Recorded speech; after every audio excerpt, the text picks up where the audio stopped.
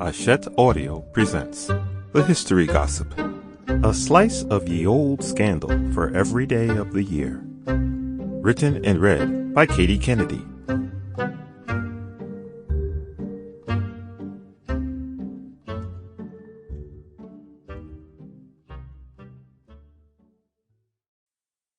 Introduction. Have you ever sat back and thought, I wonder what the Victorians were doing on this day hundreds of years ago? Were they going to society balls, courting and writing copious letters to their beloved, getting blown up down the coal mines? And what about the Tudors, fiddling and diddling their cousins perchance? Day and night I have been searching restlessly for answers. Painstakingly I have scoured sources, transcribing them as accurately as I can. I've been the first to uncover mind-blowing diary entries from the likes of Elizabeth I, who noted, "Proper hate using Aquafresh, it's fucking rank stuff that.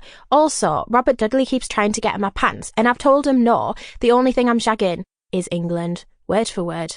Incredibly poetic stuff. And finally, I have it all written up in the holy oracle I present before you now." But in all seriousness, I really wanted to write a book that made history easily digestible, and I thought that an On This Day format was a great way to do that. Historical accuracy is at the heart of what I do, like it really is, I promise. There's always so much misinformation circulating online these days, which is so frustrating, so I strive hard to get things right.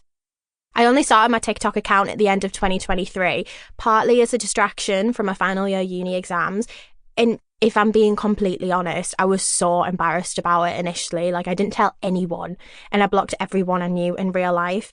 There's just, something about talking about Henry VIII's penis online that you don't really want your immediate family seeing. But my confidence grew and I started to show more personality, and I feel so grateful that people have taken a liking to that. All the comments, the likes and the shares, they mean so much to me. So this is for you as a thank you. I love what I do so much, and I love that you've given me a platform to do that. So thank you a million times over. Why did Georgie and Roz do a striptease in a hot air balloon? And why did Robbie Burns proper love pubes? January. The new year arrives, dragging behind it the corpse of your resolutions like a cholera-ridden street urchin. You're cold, miserable, and trying to convince yourself that this year it's going to be different. Is you down a gin in the pub famous for its stabbings next to the bins? Your greatest accomplishment this month? Not dying, and you should probably celebrate that. 12 is a splendid age to reach. In fact, you're probably getting on a bit now. 1st of January 1540. Alleged Minger Anne of Cleves arrives in England to meet her fiancé Henry Ville, otherwise known as Henry VIII. Keen to run her through so much she'd end up resembling a butcher's bin, he decided to disguise himself and meet her at Rochester Castle before the actual wedding.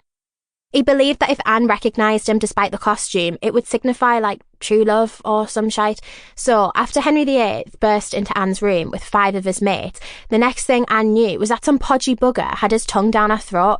It was reported that she actually said, thanks for putting your slaver all over my chops. That's actually really kind.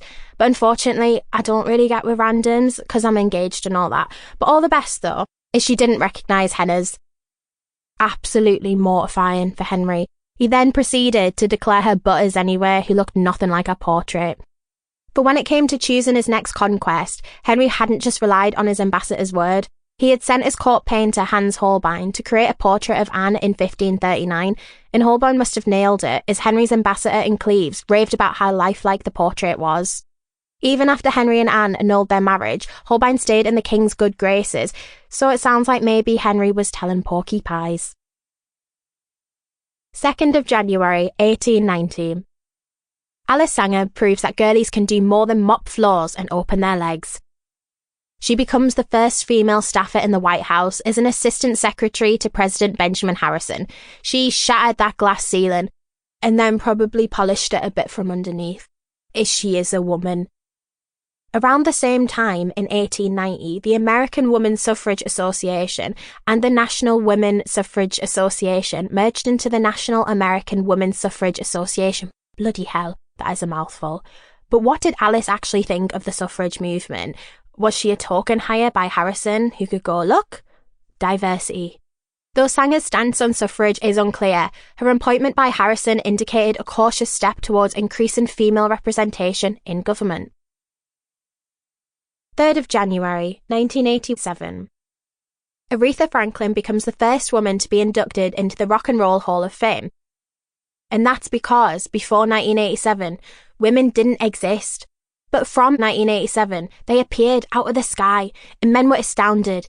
Whomst are these creatures? How are they so good at making my dinner? But it's a shame none of them can drive. They then realised that not all of them had a sole purpose of making shepherd's pie, and some could even sing. That's actually, really good, they thought.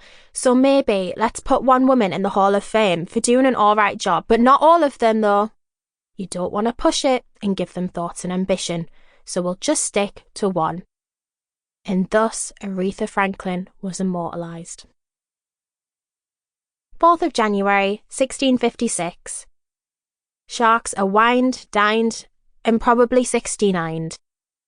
The Spanish ship Nuestra Senora de las Maravillas, I'm sorry for butchering that, sank, which carried about 600 people on board, only 45 of whom survived. The ship contained lots of jewellery and treasures, both as royal tax and private property, and was making its way to Seville. But because some pillock messed up its navigational route, the ship collided with another and then smacked into a coral reef and sank. People weren't stressed though, because they'd watched the Titanic and they knew all you had to do was lie on floating debris and hold some Pavo's hand, telling them, oh, I won't let go. But as soon as they die, they're absolutely getting hoisted back into the ocean.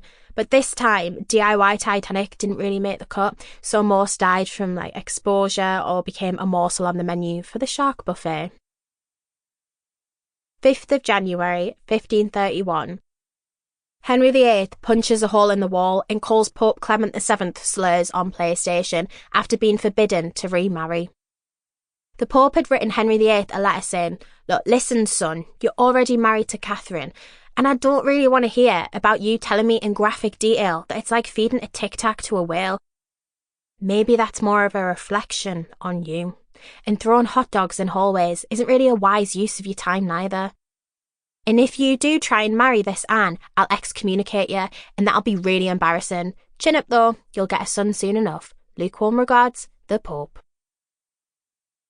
6th of January, 1066. Harold Godwinson holds a funeral for his brother-in-law and King of England, Edward the Confessor. Henry thinks it's shit crack as everyone's just moping about and getting a mosh, so, quoting his idol, Gemma Collins, he says, do you know what? Fuck this. No more being down. Let's crank the tunes up, everyone, and crowns himself king the same day. Although some say when Edward died, the crown was allegedly passed to Harold, others say he was meant to act as regent until someone better came along. But whatever the case, having a coronation/funeral party was odd behaviour, as it was customary for kings to wait a few months before they took the throne. 7th of January, 1785. Jean-Pierre Blanchard and John Jeffreys crossed the English Channel in a gas balloon. Blanchard started stripping off and John was like, whoa there, sunshine. I know we enjoy playing international cock-a-ball from time to time, but no homo, mate. No homo. And Blanchy was only doing a striptease to remove the extra weight from the balloon so they wouldn't crash. But by the time they were 3/4 of the way through the journey, they had started going down, and to Blanchy's disappointment, not on each other. After throwing out food, equipment and trousers, they were still descending to the ground, so their last stroke of luck was pissing themselves to lighten the load.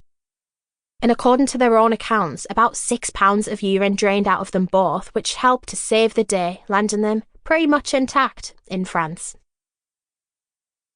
8th of January, 1992. US President George H.W. Bush vomits on the Prime Minister of Japan. Bushy Boy was one of the 135 attendees at a state dinner in Japan, but between the second and third courses, he suddenly felt like he'd just done 4 Jaeger bombs in a row. When Kiichi Miyazawa, the Japanese Prime Minister, noticed Bush was looking a bit green, he kindly suggested Bush taki-chun in a pint glass to avoid embarrassment. Unfortunately, it was too late, as Bush decided to share his dinner in Miyazawa's lap before fainting dramatically. Perhaps hoping that Kichi wouldn't quite understand what had just happened due to the language barrier. The next day, the White House announced... Sample complete. Ready to continue?